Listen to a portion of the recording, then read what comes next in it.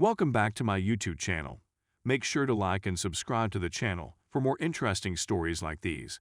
Now, let's get into today's story video. AITA for not accepting my sister's relationship with my ex despite her having cancer as a teenager. When I was 4 and she was 3, my 25 female father married my step 23 sister's female mother. We've been living together for the most of our lives and consider ourselves a family. She and I were inseparably close.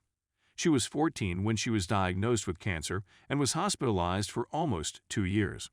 She has subsequently recovered completely. My parents were reasonably overprotective around that time. They also had a lot of questions for me. I gave up my extracurricular activities so I could acquire a job. The money went towards her medical expenditures and transport her to appointments. I didn't go to dances, and any pleasant things I did had to involve her.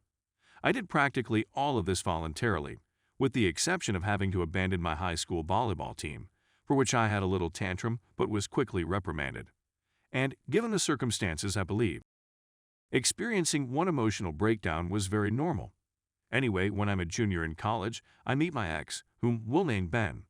We fell in love, blah blah blah, etc. When we graduated, he and I moved in together, so we've been living together for roughly 3 years. We were serious until I went into my bedroom in July and caught in my sister. I cut it off, tears were shed, he moved out, and so forth. My sister apologized at first, but then she backtracked. I thought she was giving me space, but she phoned last week and asked if we could meet up. She said that she and Ben were in love and were just informing me as a courtesy before they began uploading images online. Disgusted, I left her alone in the restaurant and did not pay my half of the bill. She afterwards Venmo'd me, requesting the money. She informed my parents, who summoned me to their home and expressed their displeasure with me for not supporting my sister's connection with Ben. They said that since she had cancer as a youngster, she'd never acquired good social manners and had difficulty meeting new people. I don't buy that, in part because I've seen her socialize just fine and because we spent a significant amount of the time she was unwell together. By that reasoning, I should have poor social skills as well. They then warned me that if I didn't accept my sister and Ben's relationship, they could have to stop communicating with me. I told them that I am also their daughter and that they should understand my point of view. But they insist that this is all about me being envious of her. I'll state unequivocally that I'm not envious of her. I'm not disappointed that Ben chose her over me. I'm saddened by the breakup and feel betrayed, but the Lord knows I don't want to be with a cheater. What irritates me is that my sister picked Ben over me. That she slept with Ben despite the fact that he and I were in a long-term, committed relationship, and that she continues to remain with him despite how much it hurts me. No one in my immediate family is talking to me anymore, and I'm receiving texts from aunts, uncles, and cousins calling me a jerk and a selfish p***tch. Edit. Thank you very much for your remarks, everyone. This has garnered a lot more attention than I anticipated, and I'm having difficulties keeping up. So if I don't say thank you, thank you. I've been given a lot to think about. To be honest, although I felt bitter or sad about my adolescence, I've always believed that I did the right thing for my sister and my family. And it wasn't all bad. I was extremely close to my sister, and we tried to have as much fun as we could. But, as several of you pointed out, I didn't see it as a surrender of my parents' obligations, or that they were wronging me. I certainly have a lot on my mind. Thank you once again for helping me feel less insane about everything. Update. There are moments when you can only chuckle. I just got off the phone with my cousin, who noticed this article and offered to clarify a few things. I asked him why he was on Reddit instead of school, and he questioned why I was on Reddit instead of work, to which I replied, touche. He informed me that following my meeting with my mother, she went to his place and spoke with my aunt. And here's how it works. My sister is not only in a relationship with Ben, but she is also 4 months pregnant. That indicates she and Ben were for a longer period of time than I had anticipated. My parents are apparently so insistent that I forgive her since I'm already destroying their first grandchild's experience. That's right, I'm not as significant as my stepmom sharing pregnancy pictures on Facebook. This is where we are. Anyway, I phoned in ill for the remainder of the day and plan to consume a lot of beer. A lot of booze, for example. And then I start wondering what the heck I'm going to do. Update 2. I was requested to provide an update, so here I am. Before I update, I'd want to clarify 2 points. I didn't grow up in a bad neighborhood. When my sister was diagnosed, the favoritism began. I moved out shortly after and have been quite self-sufficient ever since. I'm not claiming my parents treated me well during those years, but I wasn't Cinderella. I did not pass out from intoxication. I drank 2 spritzers of white wine. But I appreciate everyone's concern. Anyway, here's the latest. I contacted my sister and asked her to meet me in a park, no bill involved. When I inquired whether she was pregnant, she told me the truth. She expressed a desire for us to remain in one another's life, as well as for me to be in her baby's. A Redditor, I'm sorry I forgot who, said that she may ask me to be the godmother, and that person was accurate. But, as many of you pointed out, if I didn't cut her off, I'd end myself working at her bank and daycare. So I informed her I couldn't be in her life any longer. And I left her bawling on a park bench, feeling like the worst person on the planet. I contacted my parents, telling them how deceived I felt and that I would no longer communicate with them. To her credit, my stepmother apologized.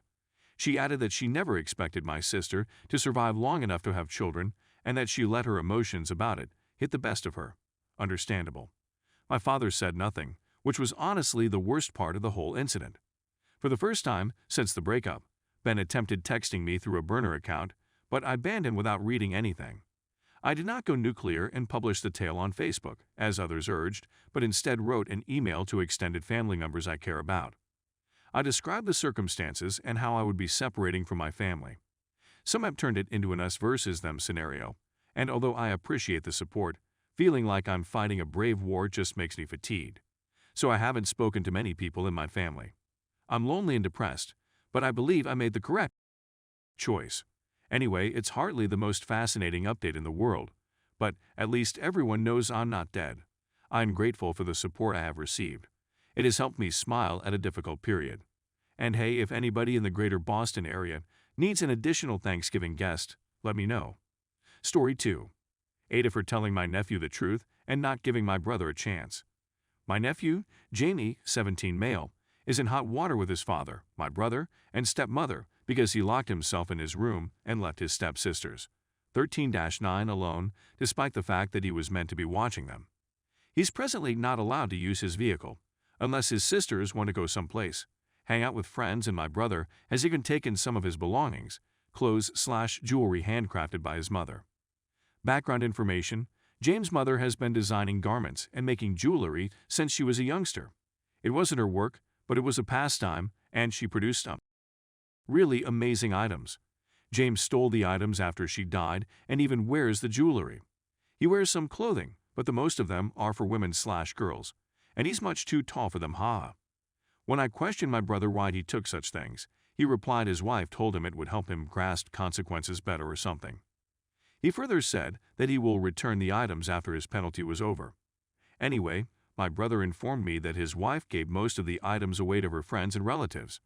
The females even totally damaged several items. I was really taken aback. James enjoys his mother's handiwork, but all he has currently are 2 rings and a necklace. Almost a decade's worth of stuff gone in a month. I was astounded and saddened. My brother essentially phoned me because James has been requesting the items and he is at a loss for what to do. I told him to off and quickly contacted James to let him know what had transpired. He was irritated yet grateful. My brother arrived at my residence around 2 hours later. He was in tears and asked me why I had done that. He claims I didn't even warn him, and he is now concerned that he won't be able to repair his friendship with James. He asked for my assistance in making things right, and I didn't even give him an opportunity to do so. I informed him that James' refusal to speak to him was his fault, but he insisted that wasn't the point. He believes that I should have assisted him in retrieving the items. He called me and expressed his wish that I was pleased now. I don't believe I'm the because if it were my belongings, I'd be curious. James even expressed gratitude, and, once again, my brother really deserves it. But I understand his argument, and his wife, our parents, believe I'm incorrect as well. Edit: my brother and his wife are certainly for the whole situation. No one can deny that law. I'm wondering whether I'm the for informing my nephew what occurred without first giving my brother an opportunity to explain/resolve the situation.